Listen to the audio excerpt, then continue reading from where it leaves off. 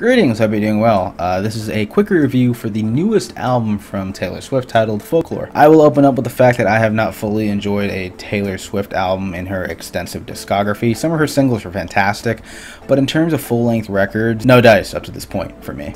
She recently released Lover last year, and while I did enjoy a good chunk of it, it always feels like her records were awkward mixes of these contemporary stylings of pop, which work well sometimes, and the overly commercialized, overly unironically melodramatic love songs that have no sense of integrity or soul due to how many of these songs lie in her discography.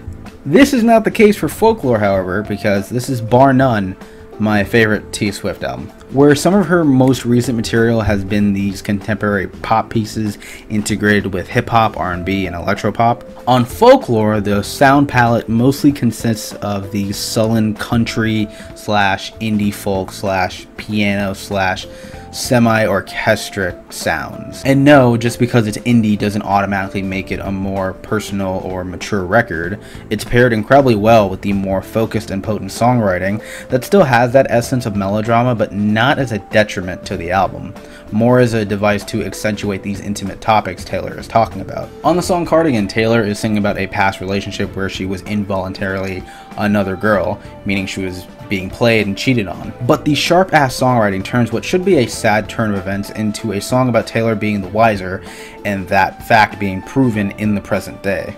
And there are moments like this all over this hour-long record. Songs like MIRRORBALL, August, This Is Me Trying, I love the hook on that one by the way. At least I'm trying. Mad Woman, Betty. There's also this beautiful collaboration with Bon Iver on the track EXILE that is quite a slow burner with the two alternating verses, but when they synchronize on the last leg of the track as the instrumental heightens, it's beautiful.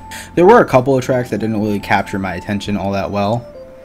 The opener, The One, was pretty rudimentary in terms of its sound, idea, and direction, especially when you compare it to the others on the track list. The song 7 did nothing for me. I like the instrumental and Taylor's vocal performance, but coming back to it, it didn't have a lot of staying power for me. And Illicit Affairs, while I like the interesting viewpoint of the after effects of infidelity, production-wise, it didn't really sell me well on the weight or gravitas of the situation. It just felt very underhanded. But overall, I really like this album. There's a good amount of replayability for me.